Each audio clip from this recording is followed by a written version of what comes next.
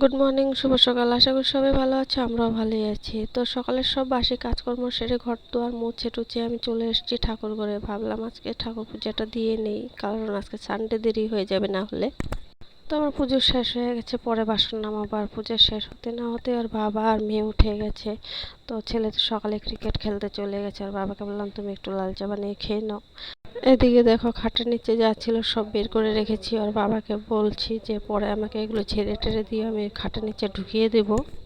তো ওর বাবার চা খাওয়া হয়ে গেছে, এখন চলে আসছি আমার জন্য চা বানাতে। আর ওর বাবা বললো যাই পরোটা নিয়ে আসি। আমি বললাম ঠিক আছে যাও নিয়ে আসো। মনে মনে ভাবছি ভালোই হয়েছে, দেরি তো হয়ে গেছে, এখন আমি যদি কিছু বানাতে যাই তাহলে আরও দেরি হবে।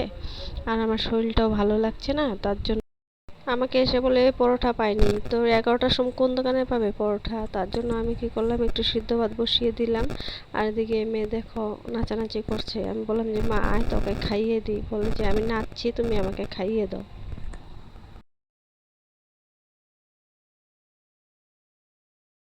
তো আমি কাপড় ধুচ্ছিলাম, আর ওর বাবা আমাকে ডাক দিল যে এদিকে আসো একটু শরবত খেয়ে যাও, না হলে গরম হয়ে যাবে। তো আমি শরবত খেতে চলে আসলাম। আর এদিকে ওর বাবা মাংসটাও এনে রেখেছে, আর কয়েকটা বাসন আছে, ওগুলো ধুয়ে তারপরে মাংসটা ধুয়ে নিব। তো এদিকে ছেলে বায়না ধরেছিল চিলি চিকেন খাবে বলে, তো এদিকে ওর বাবা চিলি চিকেন বানাচ্ছে, আর এদিকে আমি নর্মাল চিকেন বানাচ্ছি।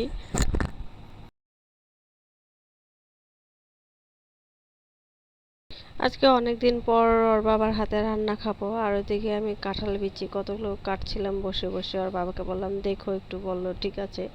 তো ওইদিকে আমি কাঁঠাল বিচিগুলো ছুলতে চলে গেছি। তো এই প্রথম সানডে, যেটাতে নাকি কাজকর্ম সব সেরে তারপর একসাথে সবাই খেতে বসবো। তো এদিকে নর্মাল চিকেন হয়ে গেছে, চিলি চিকেনও হয়ে গেছে, আর এদিকে ভোলবটি করেছিলাম, আর এদিকে তোমার কাঁঠাল বিচি ভেজেছি, আর এখন বানাচ্ছি স্যালাড।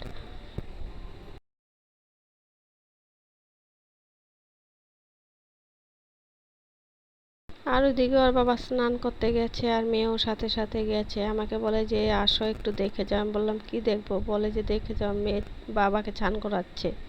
ওদিকে দুপুরে খাওয়া দাওয়া খেয়ে মেয়েকে ঘুম পাড়িয়ে আমি চলে এসেছি ছাদে।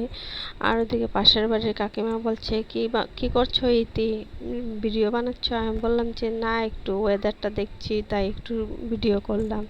তো কাপড় তোলা তো আগেই হয়ে গেছে, আমার মা কাকিমার সাথে কথা বলছিলাম বলে একটু দেরি হয়ে গেল।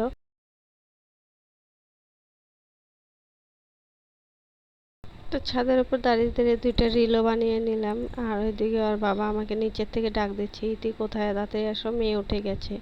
তো আমি যতক্ষণ নাকি মেয়ের সাথে থাকি অতক্ষণই মেয়ে ঘুম আসে, আমি সরে গেলেই মেয়ে উঠে যায়। এই ছোট্টবেলা থেকে স্বভাবটা এখনো রয়ে গেল। তো আজকে মেয়েকে টাক করে দিয়েছি, কারণ গরমের বন্ধ দিয়েছে, স্কুল খুলতে খুলতে চুল বড় হয়ে যাবে, তার জন্য টাক করে দিলাম। আর এদিকে মেয়ে পড়তে বসেছে না, তো শয়তানি করতে বসেছে। তোকে বললাম ভাত খাইয়ে দিই, বললো যে দাও। তো আজকে এই পর্যন্ত, কালকে আবার দেখা হবে তোমাদের সাথে। ভালো লাগলে লাইক করতে, সাবস্ক্রাইব করতে, কমেন্টে জানিয়ে